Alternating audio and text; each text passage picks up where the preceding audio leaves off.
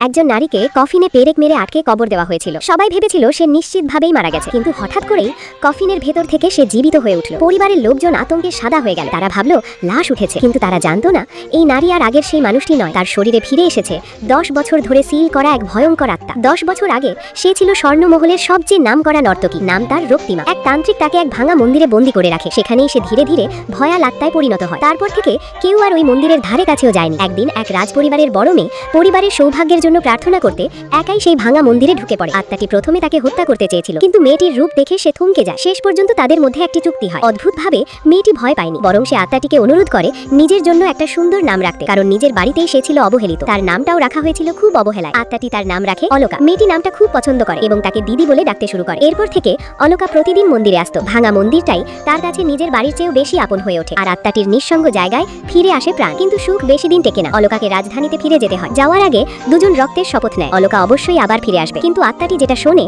তা হলো অলকার অন্যায়ভাবে মৃত্যুর খবর। কিছুদিন পর অলকার দাফনের দিন আসে। লোকজন ফিসফিস করতে থাকে, এত বড় পরিবারের মেয়ের জন্য কেউ পর্যন্ত ঠিকমতো শোক করছে না। হঠাৎ সবাই খেয়াল করে কফিন অস্বাভাবিক ভারী হয়ে যাচ্ছে। কেউ বলে ভেতরে নিশ্চয়ই ভয়ঙ্কর ক্ষোভ জমেছে। ঠিক তখনই কফিন ফেটে যায়। মৃত মেয়েটি হঠাৎ বসে পড়ে। সবাই ভয়ে পালিয়ে যায়। আত্মাটি অলকার শরীর ব্যবহার করে এই পৃথিবীতে ফিরে এসেছে। কফিনের ভেতরের দাগ দেখে একজন বুঝতে পারে অলকাকে জীবন্ত অবস্থায় কফিনে পেরেক মারা হয়েছিল। মরার আগে সে আত্মাটিকে নিজের শরীর দিয়েছে। সে প্রতিজ্ঞা করে এই হত্যার সত্য বের করবে। এদিকে সেই ঘটনা দেখতে পায় দেশরক্ষী এক বীর সেনাপতি। তিনি বহু বছর ধরে হারিয়ে যাওয়া সেই নর্তকী রক্তিমাকে খুঁজছিলেন। সূত্র ধরে তিনি ভাঙা মন্দিরে পৌঁছান, কিন্তু সেখানে শুধু আহত অলকাকেই পান। ঠিক তখন পাহাড়ি ডাকাতেরা আক্রমণ করে। মেয়েটি নিজেকে দুর্বল দেখায়। সেনাপতির চোখে তার চেহারায় অদ্ভুত পরিচিত ভাব লাগে। শেষ পর্যন্ত তিনি মেয়েটিকে উদ্ধার করেন। তিনি জানতেন না এই মেয়েটি সেই মানুষ যাকে তিনি এতদিন খুঁজছেন। মেয়েটি রক্তমাখা কাপড়েই নিজের বাড়িতে ফিরে যায়, আর সেই মুহূর্তেই পরিবারের শান্ত খাবারের টেবিলে নেমে আসে ভয়ঙ্কর নীরবতা। একজন চিৎকার করে ওঠে, বড় মেয়ে, সে ফিরে এসেছে। মেয়েটি হেসে বলে, বাবা, আমিই তো।